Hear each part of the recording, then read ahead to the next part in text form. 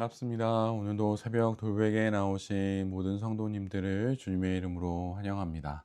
오늘도 창세기 말씀 함께 나누도록 하겠습니다. 오늘 우리에게 주시는 하나님의 말씀은 창세기 25장 5절로 8절까지의 말씀입니다. 아브라함은 자기 재산을 모두 이삭에게 물려주고 첩들에게서 얻은 아들들에게도 한 몫씩 나누어 주었는데 그가 죽기 전에 첩들에게서 얻은 아들들을 동쪽 곧 동방 땅으로 보내어서 자기 아들 이삭과 떨어져서 살게 하였다. 아브라함이 누린 횟수는 모두 175해이다. 아브라함은 자기가 받은 목숨대로 다 살고 아주 늙은 나이에 기운이 다하여서 숨을 거두고 세상을 떠나 조상들이 간 길로 갔다. 아멘. 오늘은 창세기 25장의 말씀을 갖고 하나님의 운동장은 넓습니다. 하나님의 운동장은 넓습니다. 라는 제목으로 함께 하나님 말씀을 나누도록 하겠습니다. 생을 마감하기 전 아브라함은 자기 재산을 모두 이삭에게 물려주고 다른 아들들에게도 한 몫씩 나누어 줍니다.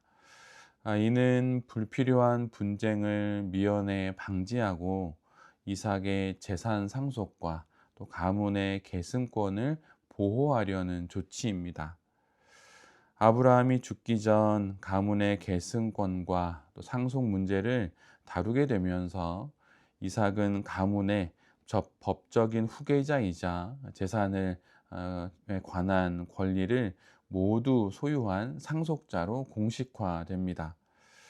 이것은 관습적이고 또 법적인 결정만이 아니라 하나님이 거듭 밝히신 하나님의 뜻이 이루어지게 되는 것입니다. 또한 아브라함이 이삭 외에 다른 아들들에게 재산을 나누어 주는 건 역시 하나님 말씀의 성취입니다. 창세기 16장 10절의 말씀을 보면 이스마엘의 어머니인 하갈에게 하신 하나님의 약속이 있습니다. 내가 너에게 많은 자손을 주겠다. 자손이 셀 수도 없을 만큼 불어나게 하겠다라고 하신 하나님의 말씀을 그대로 오늘 본문 가운데 이루시는 것입니다.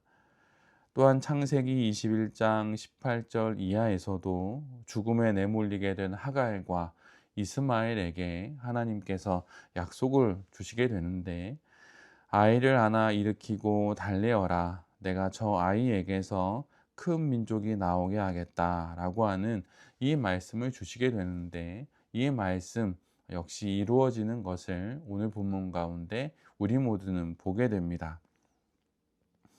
이처럼 아브라함에 대한 하나님의 그 신실하심은 그에게만 그리고 그의 인생에만 이루어지는 것이 아니라 이삭에게도 이어지고 또 그뿐만이 아니라 아브라함의 후손 모두에게도 하나님의 신실하심은 이어지고 또한 이루어지게 됩니다.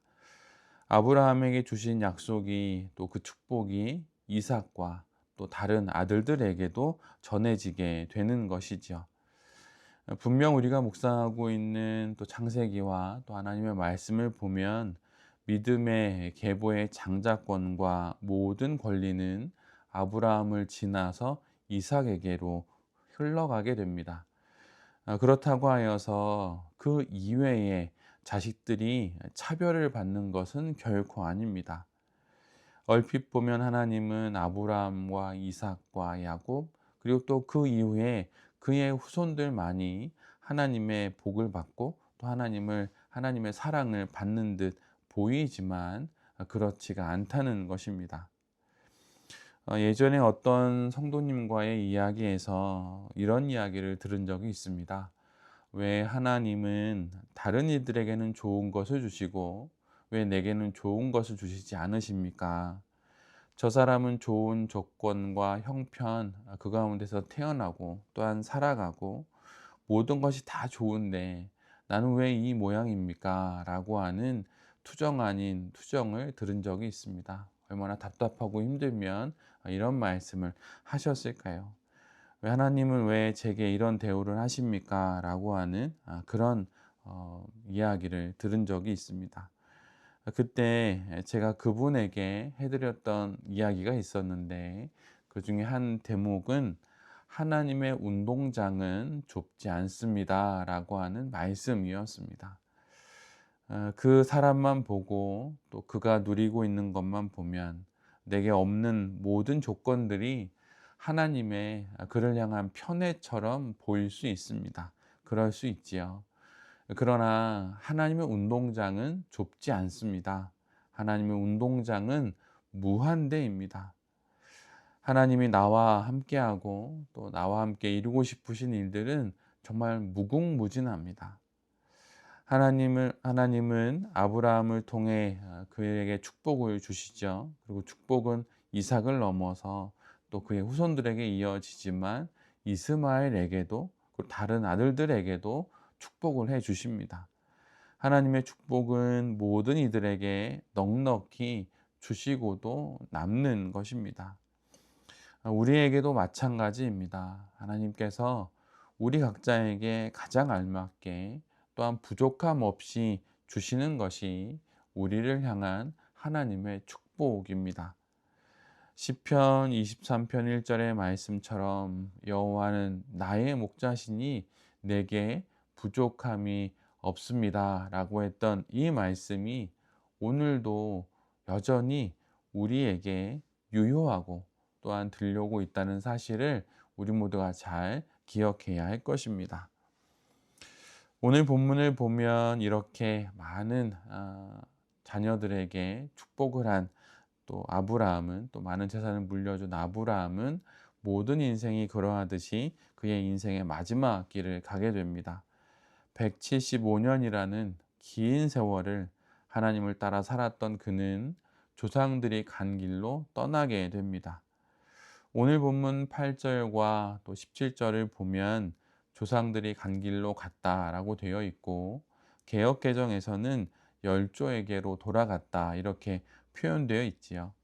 그런데 이 말의 의미는 그의 백성들에게 합류했다라고 하는 뜻입니다. 즉 육체의 죽음 이후에 아브라함은 하나님의 나라와 하나님 나라의 백성의 무리에 속하게 된 것입니다. 이는 하나님의 가족에 편입되었다는 그런 의미이지요. 성도의 죽음은 단순히 사망하는 것이 아닙니다. 그런 것이 아니라 하나님의 백성들의 무리에 완전히 속하게 되는 마지막 과정을 지났다는 것입니다. 성도가 살아가는 그 인생의 목적이 무엇입니까? 그것은 결국 하나님께 완전히 그리고 온전히 속하게 되는 것입니다.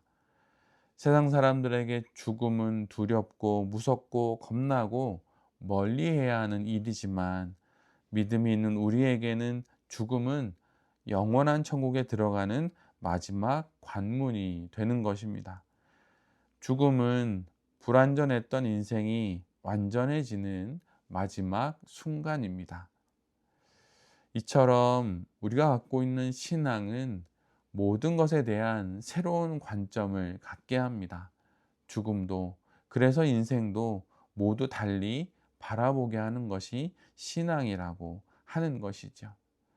이 신앙이 우리에게 허락되어 있다는 것을 기억하고 그 신앙으로 우리 삶에 주어지는 여러 형편과 상황들을 그 신앙의 관점으로 바라보며 살아가는 우리 모두가 되어야 할 것입니다.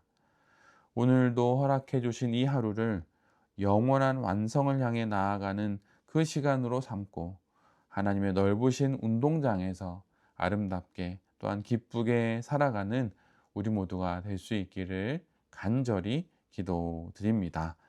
아멘. 기도하겠습니다. 주님의 운동장은 결코 좁지 않고 작지 않습니다. 하나님은 결코 편애하시는 분이 아닙니다. 이 사실을 기억하며 우리 각자 앞에 펼쳐 놓으신 그 운동장에서 마음껏 뛰다 영원한 나라에 이르게 되게 하여 주시옵소서.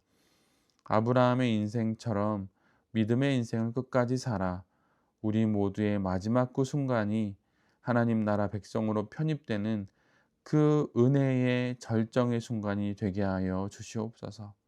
신앙 인생의 완전하고도 온전한 완성이 이루어지는 그날이 우리의 마지막 날이 되게 하여 주시옵소서. 오늘도 주신 말씀 붙잡고 힘차게 거룩하게 신실하게 또한 열심히 살아가겠습니다. 주님 인도하시고 도와주시고 길을 열어 주시옵소서. 이 모든 말씀 예수 그리스도의 이름으로 기도드립니다. 아멘.